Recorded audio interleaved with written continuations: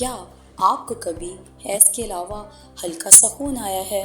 تو یہ اسپاٹنگ ہو سکتی ہے۔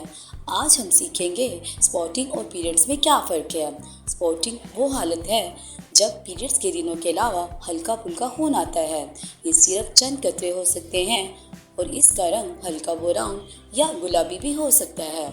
یہ اکثر ہارمون تبدیلی، اوولیشن یا کسی میڈیکل مسئلے کی وجہ سے ہو سکتی ہے، جبکہ پیریڈز مکمل حیض عمل ہوتا ہے جس میں خون بہنے کا سلسلہ 3 سے 7 دن تک جاری رہتا ہے۔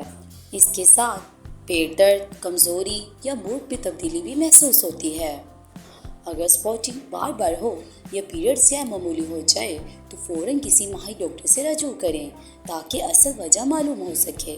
ایسے ہی مفید ویڈیوز کے لیے ہمارا چینل AR وومن ہیلتھ کو سبسکرائب کریں، اور خواتین کی صحت سے متعلق کوئی بھی سوال ہو تو نیچے کمنٹ میں ضرور بتائیں۔ صحت مند عورت خوشحال زندگی۔